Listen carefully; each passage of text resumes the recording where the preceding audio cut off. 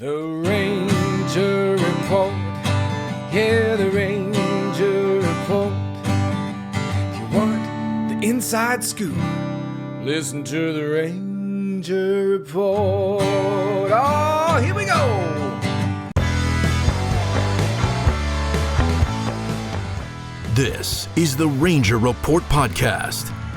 News, insights, predictions, interviews, and information about the Texas Rangers from the major leagues to the minor leagues.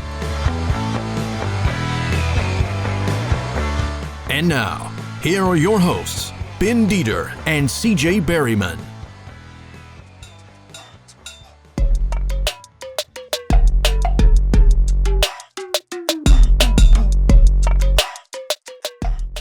Welcome to the Ranger Report Podcast. I am Ben Dieter. You can find me on Twitter at BDieter75. CJ Berryman. You can find me at CJB_RR on Twitter. And we are in the Preferred Health Solutions online studio and, of course, part of the Fans First Sports Network.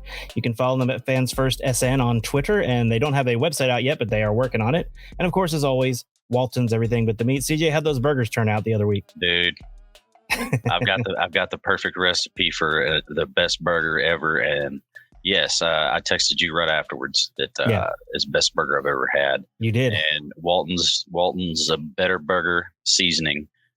Yes, Ben's wearing their hat, repping our number one, our first ever sponsor here on the Ranger Report, and Austin and all of Walton's. Man, they hooked us up with a bunch of stuff.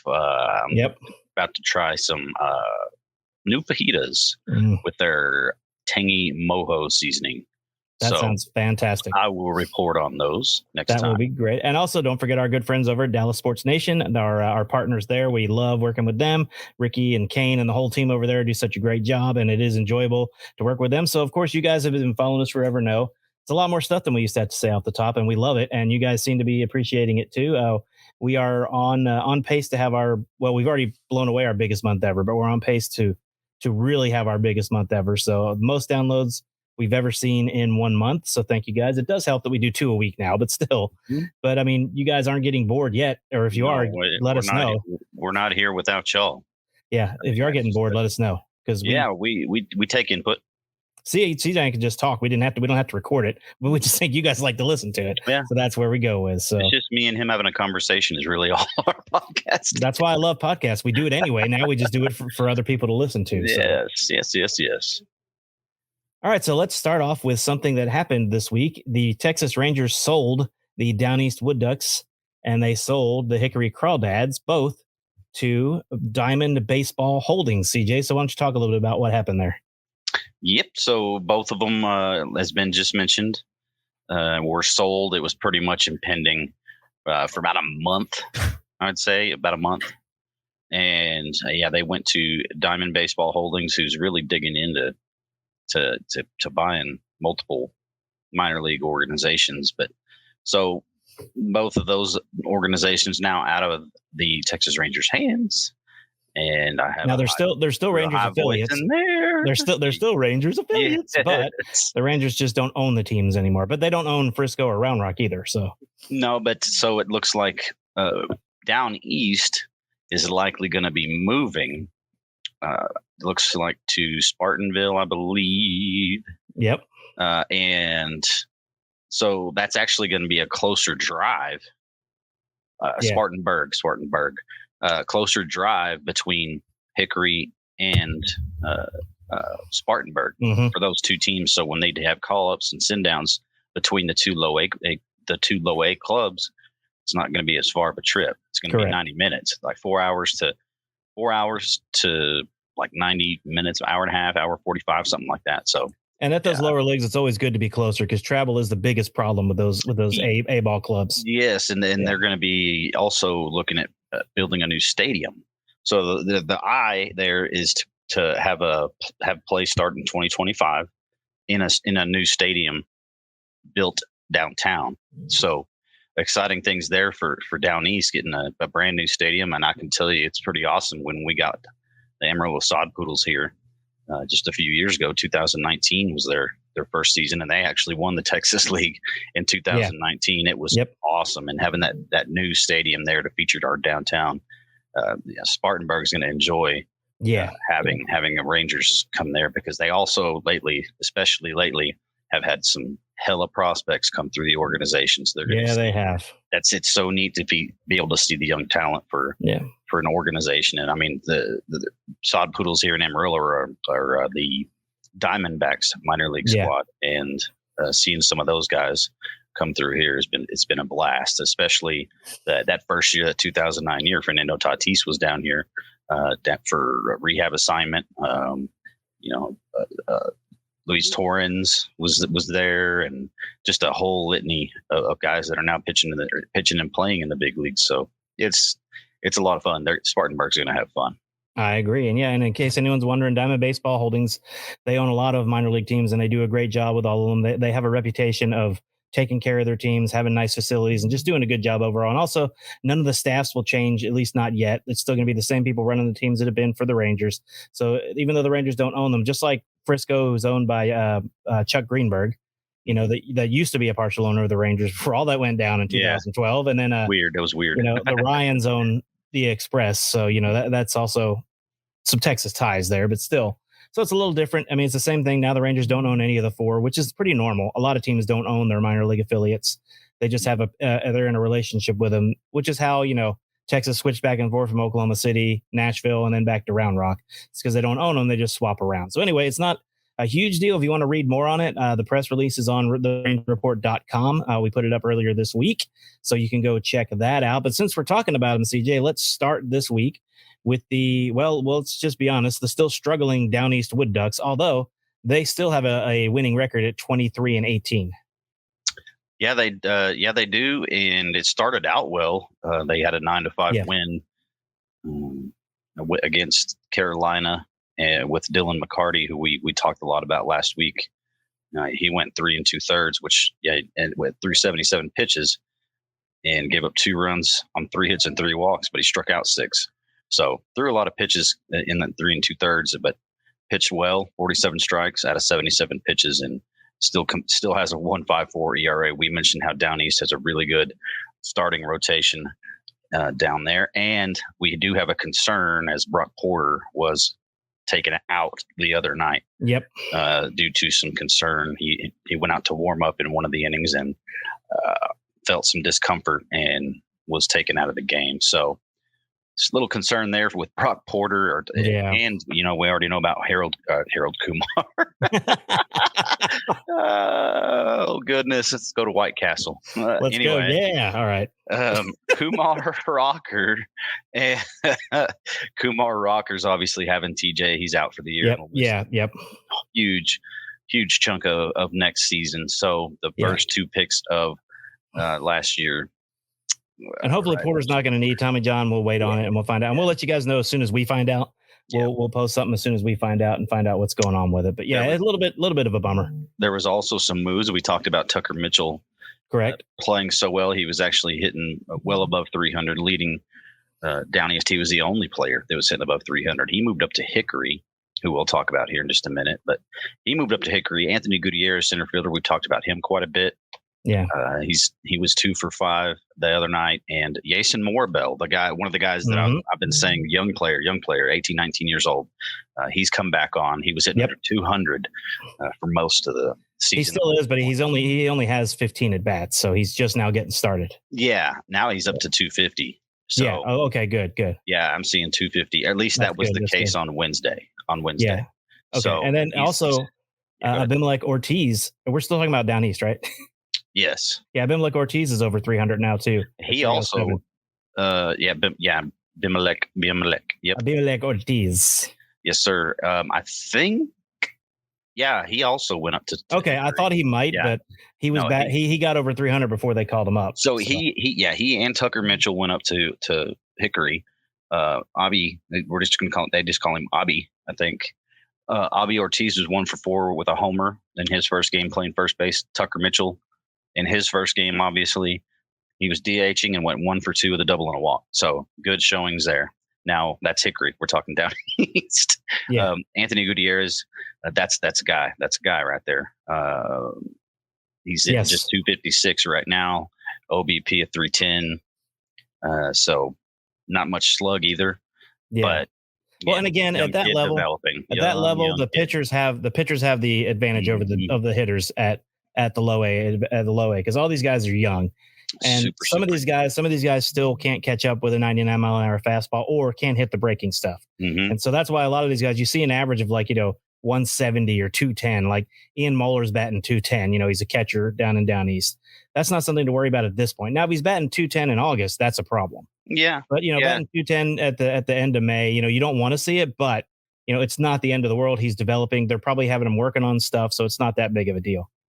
Yeah, and that's just something to watch. You want to see those batting averages as far as low A and even high A a little bit, just kind of gradually come up.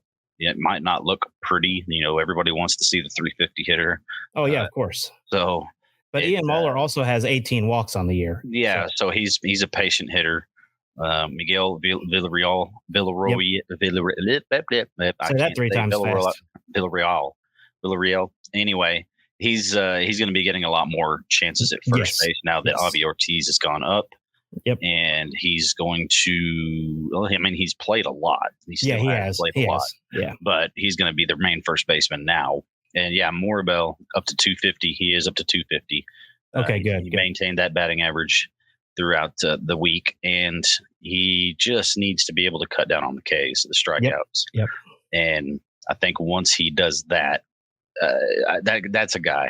That's definitely I think a Leody Taveras type talent. Yes.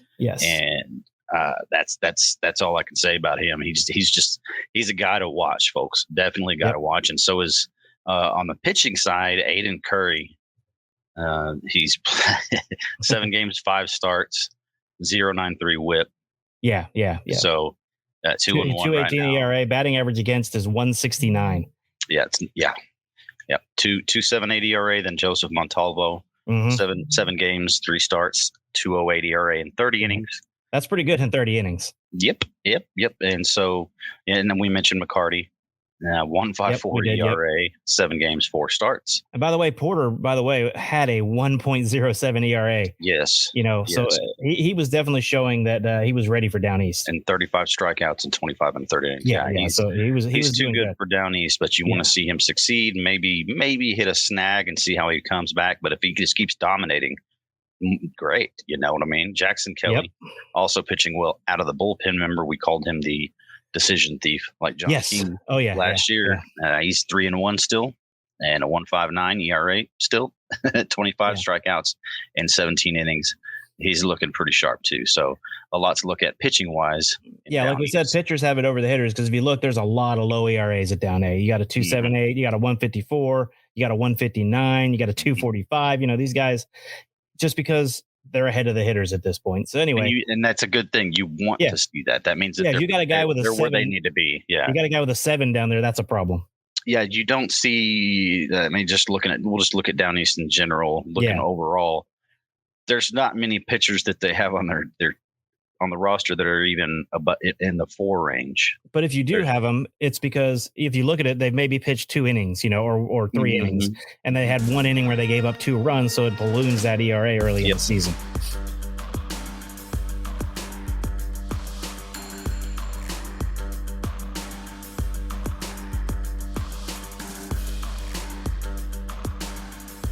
Yep, dead on there.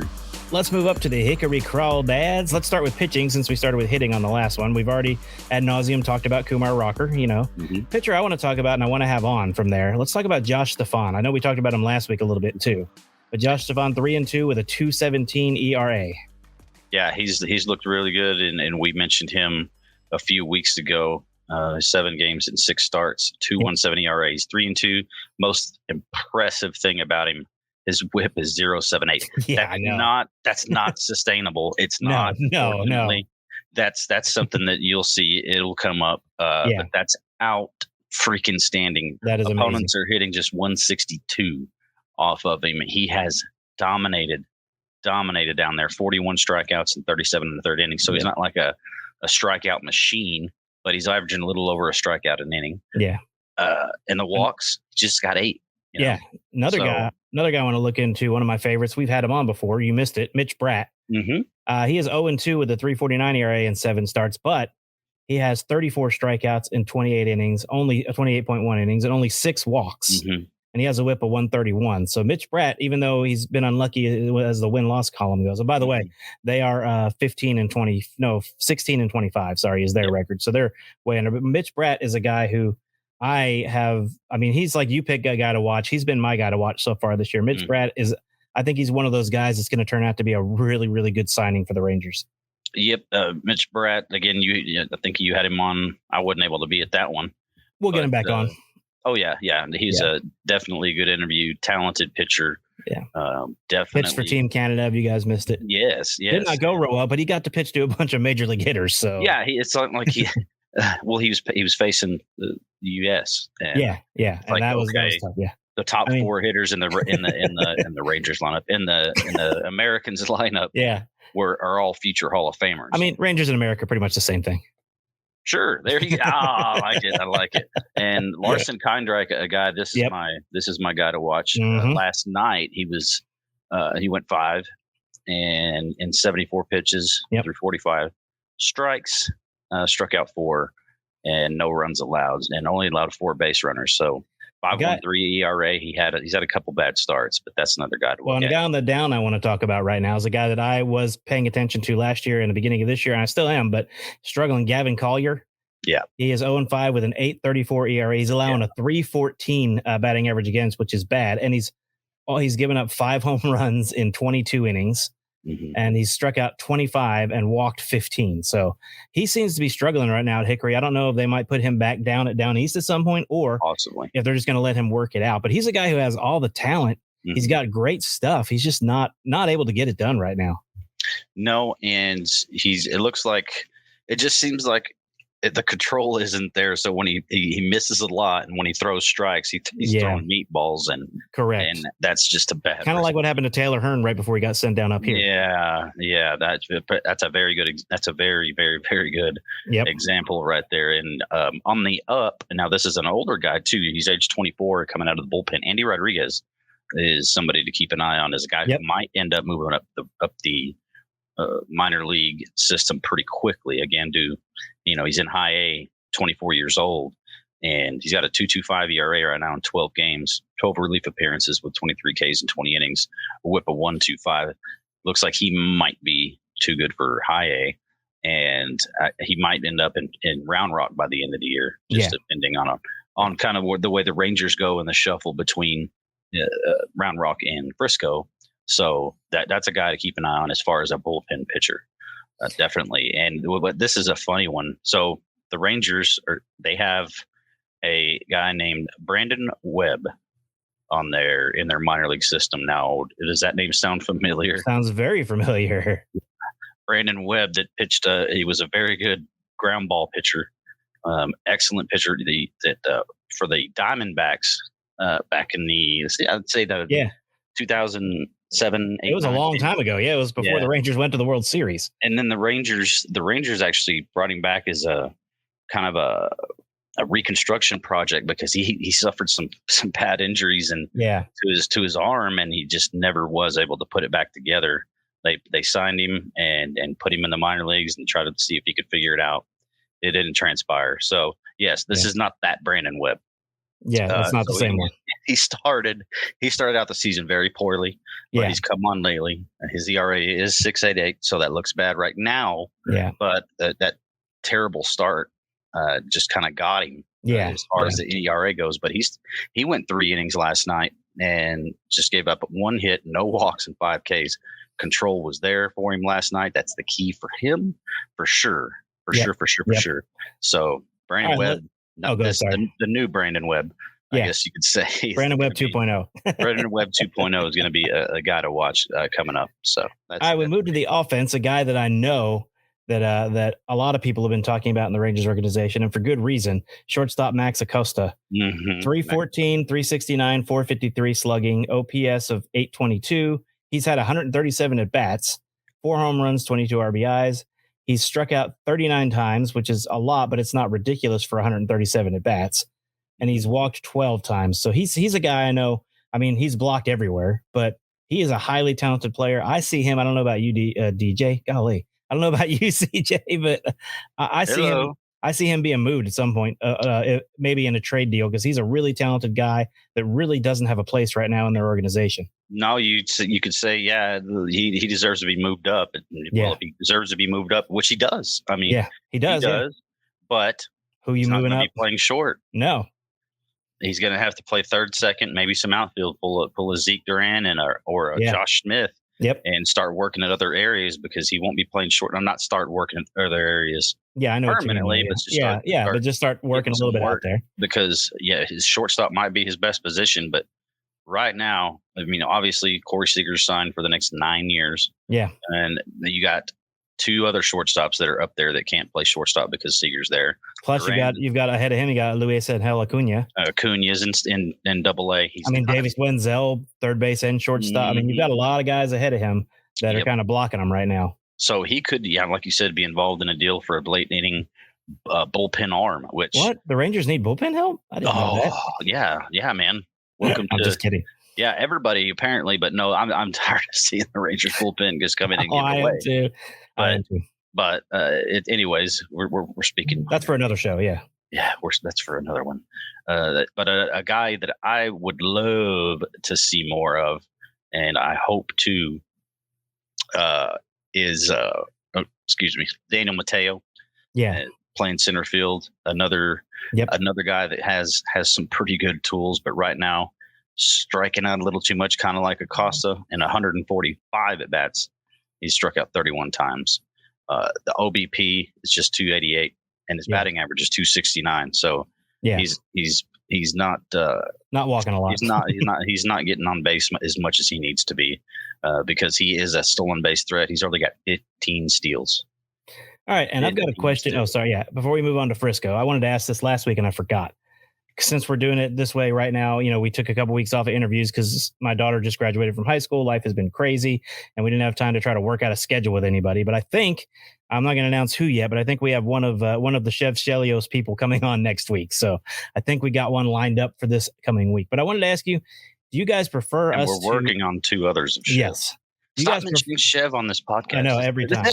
Do you guys prefer us to do this, the scatter shot of just telling you everything going on, or do you want me and CJ to pick out a couple of players to tell you about each week from each? I'd like to know what you guys want.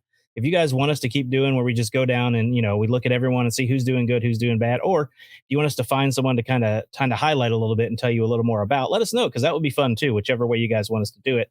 Because I mean, again, like we said, we're doing this for you guys. So if you'd rather hear go in depth on Acosta and his swing and what's going on right now, or if you just want us to say, hey, these guys are doing good, these guys are doing bad, move on to the next one, we'll keep doing that. But let us know, because we do want to make this as entertaining as possible.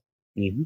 Yep, we're willing to adjust to whatever you guys want to hear more of and get more in depth on it. That's why we peeled off and separated minor leagues and major leagues. That way we could focus on the minors a lot more, and that's been a lot of fun. We like your attention, and we want more of it. So we want to know what would get us more attention from you out there. Mm-hmm. So.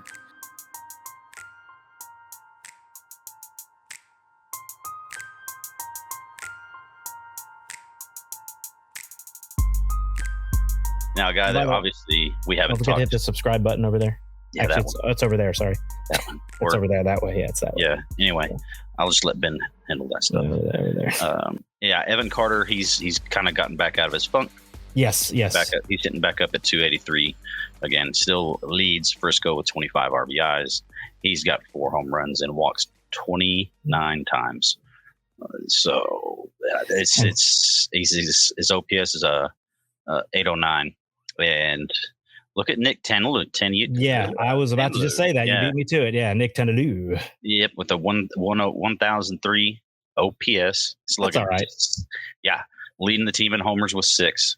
And he's only had 77 at bats. His OBP is 380, hitting 286. Let's see more of that guy. I want to see more of Tanilou. Again, I cannot pronounce the name. Yeah, some of these names are really hard to pronounce. We'll figure it out. But 30-year-old third baseman. Yeah. playing in Double A. In Double A. So he might just be one of those depth guys. You know what I mean? Yep. That you have to fill out you got to fill out the infield and outfield, and you got to fill out the bullpen, and even some starters. You get some guys like the Rangers had the Ledbetters for so long in the minor league system. They never had a chance at doing much, and they just gave their ERAs every year were like 5, 6, 7 every year, but they were, they 8 innings and allowed a lot of younger players to get the rest needed, or the bullpen days off. So they went out there and essentially took one for whatever minor league affiliate they were pitching for. So he might be just a fill-in. Yeah.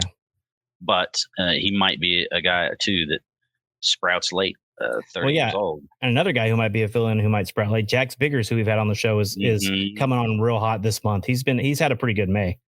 I believe he has, right? Yeah, because I keep seeing his name come across when they score. So he's getting on base a lot, and so that's good to see. Jackson, another guy, got a lot of talent.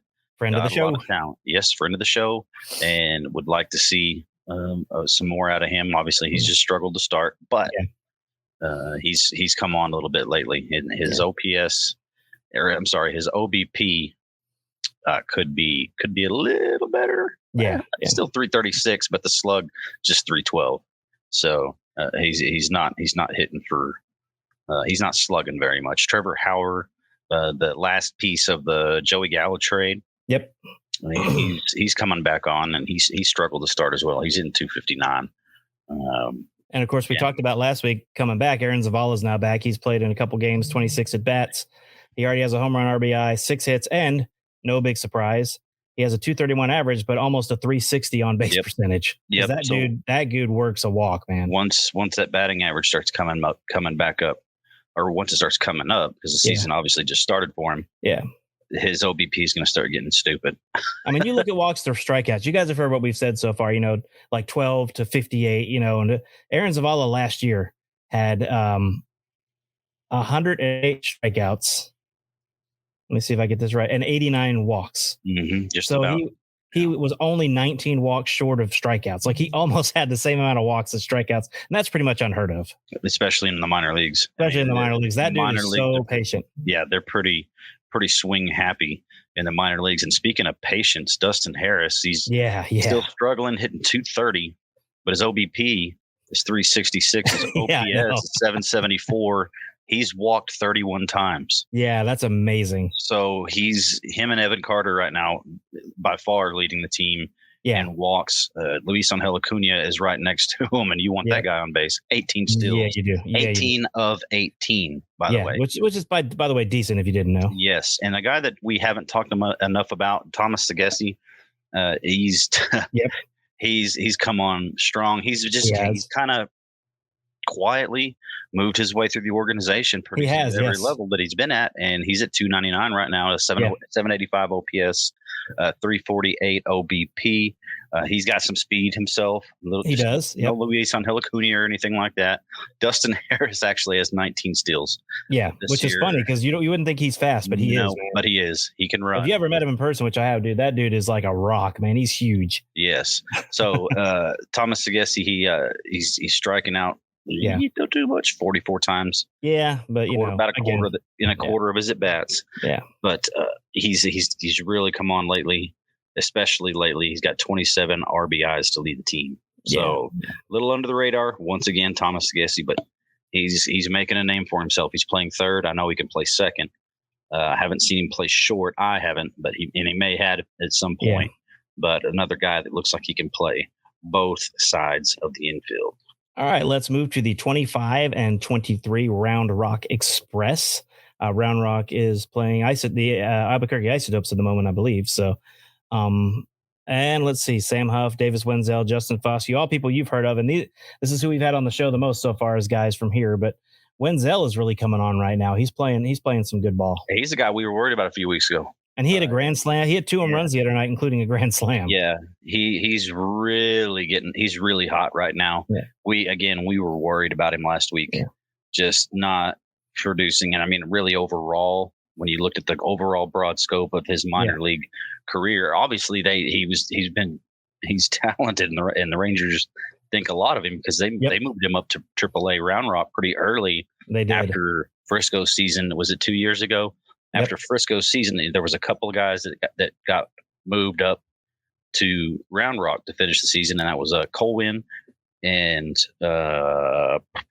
Sam Huff was one, and Davis Wenzel, and I think there was a fourth.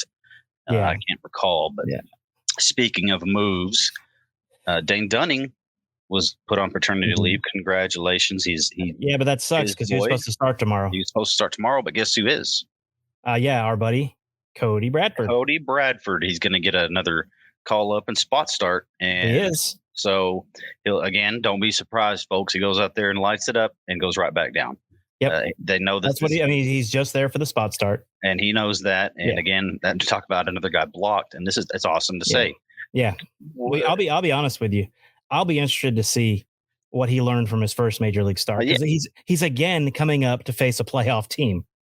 Yeah, right now he's the second time in 2 starts. He's facing a team that's number 1, 2, or 3 in their league.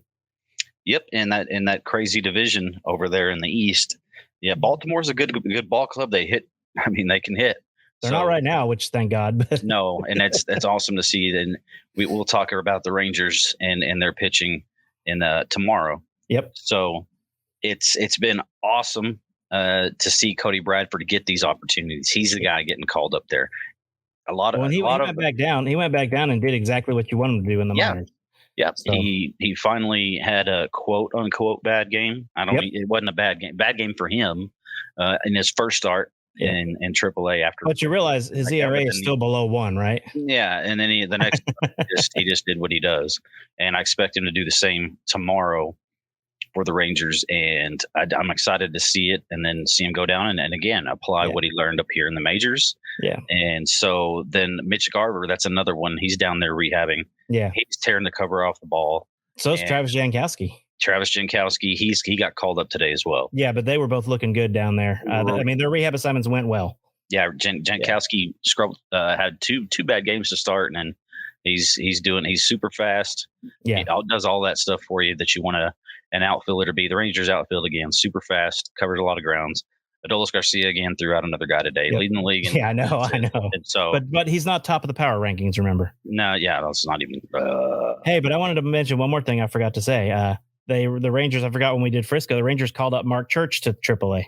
Yep, Mark Church, the guy who was just lighting it up in AA, and he got the call. So good for Mark. He's a guy that I really like. Yeah, he's one of the guys that we talked about. That if the Rangers have an internal guy in their minor league system that could come through and be the future closer of the Rangers, it's Mark Church. Yeah. That's the guy that I'm interested in seeing, and I'd like to see Chase Lee take that next step as well and be one of those guys to lead to Mark Church in the bullpen with Jonathan Hernandez. If Jonathan Hernandez is able to, he's just not pitched very well lately. He has not. But I mean, we say that about Chase Lee. His ERA is 3.71. It's not like it's super high. But I'm not. I was meaning on Hernandez, but but I'm talking about Chase Lee though. Talking about take that next step. He was the reliever of the month. He looked bad at the beginning of the season. Yeah, and now he is really coming around and looking a lot better. So he needs to continually look like this, and then I think he'll get his shot this year in Arlington. Yeah, the way the bullpen is right now, I wouldn't mind seeing it, and I wouldn't be surprised if we saw both of them guys up at some point, because you have to have somebody to take care of that back of the bullpen. And I thought, we thought Hernandez would be the best one. Lately, he hasn't been, and Will Smith has. So and we all want Jonathan Hernandez to be good because the Rangers are better when Hernandez is good. Yeah. But he's at some point they're going to have to let him figure it out in AAA if he can't get it done up there. Yeah, that's the sad part. Is I don't want to see that happen. Luckily, it's a brief stretch. Yeah, really for Hernandez, but it's not the Hernandez we expect to see. And go ahead. Again, this is a minor league podcast.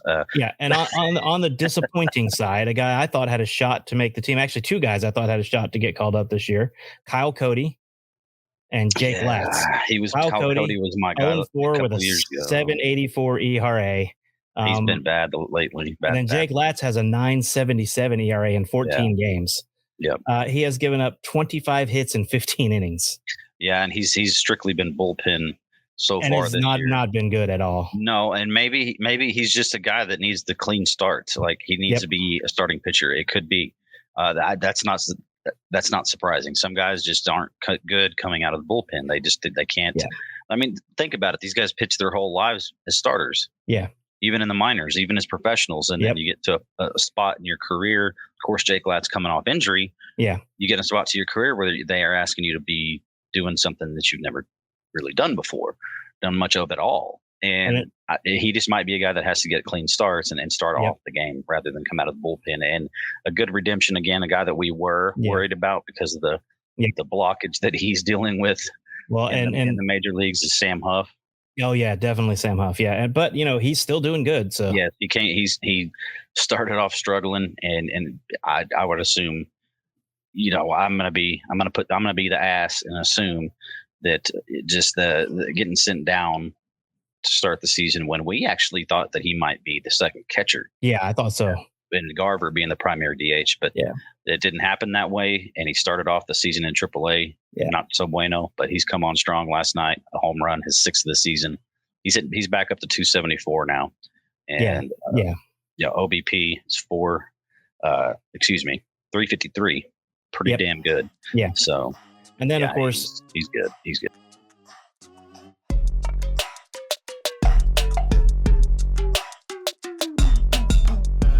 Everyone has talked about this guy ad nauseum, but you can't talk about Round Rock and struggles without talking about Cole Winn. Cole Winn has 30 walks in 34 and a third innings. Yeah, he's got 39 strikeouts, but his whip is 224. Yeah, and his start the other night was awful. Yeah, it was. He didn't look like he knew what he was doing at all. No, and there's another guy that Robert Duggar that's been he's a guy that I guess you could call would be that fill-in depth guy. Yeah, but he's actually pitched better than Cole Winn. Robert Duggar's a guy that's bounced around. Is a guy that bounced around and just never has settled in past AAA. And I'm wondering with Cole if it's the yips. You know what I mean? Just he thought he would get called up 2 years ago. He thought he would get called up last year, and I wonder if he's just. I mean, he just is so disappointed with the way his career is working out. He just. I don't know. I don't know what, because when you see him on the mound, when he walks out, he looks like the same guy. He looks confident, but then he just gets shelled every time he gets out there. Yeah, he just. 47 hits. 47 hits in 34 and the third innings. And they just put him on the IL, to just to give him a break. Give him a break and let him soreness, wasn't it? Soreness or arm fatigue. Yeah, one of those things that they say when they just need to give a guy a break. Yeah. But that's just something we are going to keep an eye on, and it's been depressing lately. We are because again, you guys have listened to us long enough. You know that we don't want anybody to fail. Like, we're big fans of all these guys. I want everyone to be successful, and you struggle, especially with a guy like Cole Winn that we were so excited about 2 years ago in Frisco. To see him where he is now is just disappointing. But you also know at this age, he can turn it around and turn back into that dominant pitcher that he once was. Yeah. You can see the distress on my face, I'm sure. Yeah. Oh yeah. Yeah. It's just you think back to 2 years ago, when he and Jake Latz were neck and neck with wins, strikeouts, leading the team in ERA. They were pitching back to back. It was a nightmare for opposing teams whenever they face those two. Yeah. So, and to see both of them struggling mightily, Jake Latz as well, even though, again, we talked about him and maybe the bullpen isn't his thing, but Cole Winn is a guy that we just knew that this season for sure, he'd be in the rotation. We thought he'd be one of the starting rotations in 21 by this year. Yeah, he was the guy we were hanging our hat on pitching wise. Really, he was. Yeah. And without the additions of Kumar Rocker, Brock Porter, Jack Leiter, and those guys, and then you look at Cole Winn now, and you just think, my God, thank goodness that they drafted well. Yeah, that they've built well around that, because the guy that we were hanging our hat on was Cole Winn, and that's not looking good. Yep. So that is our look at the minor leagues this week. This is the Minor League Edition Ranger Report podcast. Real quick. Yeah, go ahead. Speaking of church and going to church, he went 1 1/3 last night, gave up 2 hits and walked 3, but they struck out 3, didn't give up any runs. Yeah. He's got a 0 ERA in He AAA. does, Mark Church, and he'll be one that I'll be paying attention to now at Round Rock. I want to see, because you remember when Chase Lee first came up, he struggled mightily after being great at Frisco. Yep. So I want to see how Mark does. I think Mark's got it though. He's got that arm angle that people can't figure out, and he's just a power pitcher. He's a good dude too, man. He was on that other podcast, and he was a great interview. So he's just a good dude. Hey, we need to get Davis Wenzel on and see have you guys compare beards. I win.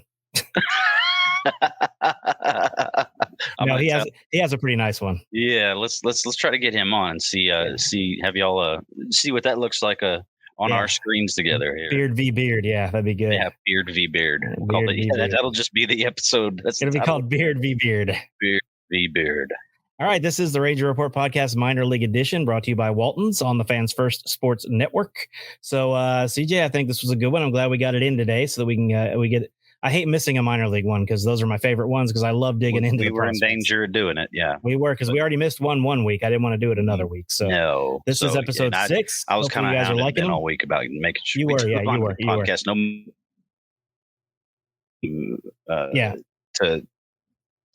For the week because we expected another guest, Chris Halleck, who is going to join us.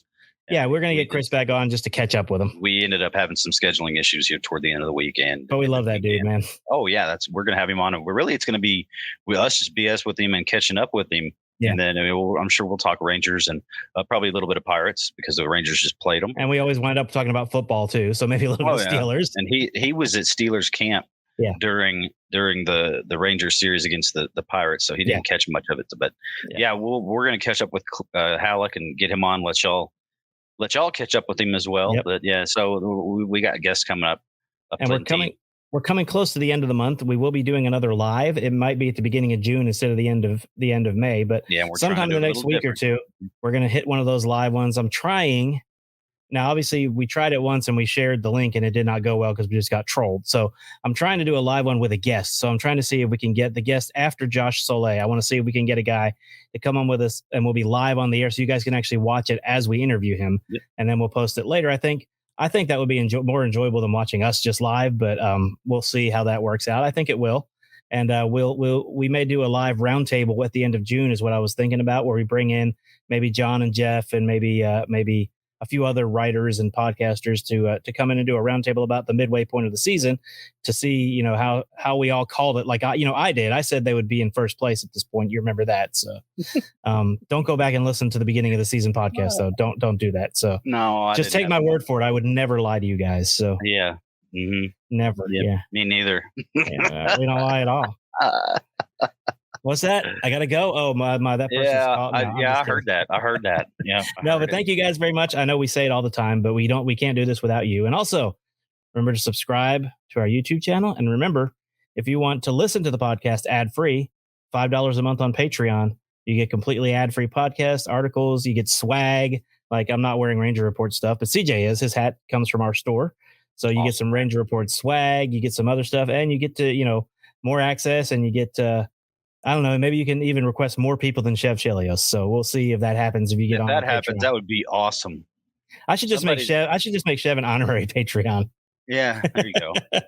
There you go. If he hadn't already, I mean, yeah, I have to look. I don't remember who they all are. So, and I'll start giving you guys shout outs on the podcast too as we pick up more. So, absolutely. But I hadn't pushed it very much and hadn't really given away a lot of stuff. So this summer I'm trying to really build that thing up because it's a great source of income for us and it's a great source of extra stuff that we'd like to get to you guys that you get if you join. So it's something we're working on. So CJ, enjoy the rest of your Saturday night.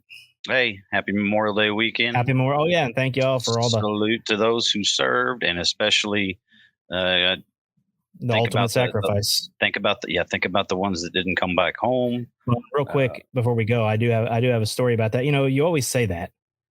And it always, means something to me just because I know so many families that have military kids. But someone that was in our wedding about 5 years ago lost their son in Iraq to a roadside bomb. And so it hits me a lot harder ever since that happened. Because like I used to work in the restaurant business years ago with his mama when he was just a little boy running around the restaurant while we were working. So that one hit me real hard. And, you got to remember what people sacrifice for this country and what they've given up for this country. And even people like you, CJ, you didn't give the ultimate sacrifice of death, but I mean, you have problems from your service overseas and a lot of veterans do. I was lucky enough to come back from Iraq. So. Correct. And veterans, even that are here need our help too and need our support. So we need to remember over Memorial Day. Just remember, a veteran, say a little prayer for him, think about him, give him a call, wish him a happy Memorial Day. And just remember what people have given. We do this for fun and we do this to have a good time. But also, I mean, I love our military and I love the people that serve for us. And with all my health issues, I was never able to. So I have a lot of respect for you guys that did serve in the military. Yeah, just God bless to everybody who served, and again to those that didn't come home into their families. This is your weekend. Really, for me, it's to thank those that didn't come back, because obviously they gave the ultimate sacrifice, but also to salute and celebrate the families of those. Yeah, I was going to say it's come back. It's more about the families, because the ones that are gone don't know that we're celebrating, and we're supporting the families who have lost loved ones. And I think the meaning of Memorial Day kind of had for a little while got lost there. Yeah, I do too. I certainly try to remind folks that, hey, and people that say thank me for my service, and that obviously I appreciate it, but it's not about. We have Veterans Day. We've got our own day. Yeah. That's what I say.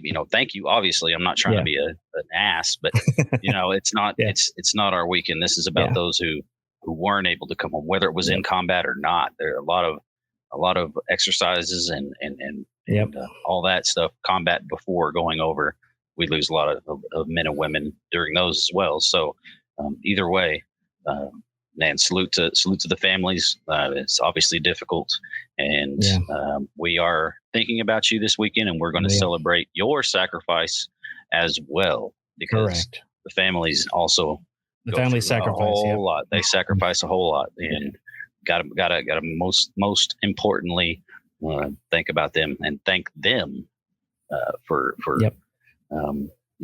everything that they have done before, during, and after the loss of loved one or loved ones. For sure. All right. Remember, therangerreport.com is where you can find us. Also, anywhere you can find a podcast, YouTube, Buy Me a Coffee. We talked about Patreon. You can find us pretty much everywhere. Instagram, although I don't do a really good job on Instagram, drinking coffee in the afternoon. But anyway, thank you guys again, and talk to you next time. Thanks for listening to the Ranger Report podcast. Find us on Twitter, Facebook, and at therangerreport.com.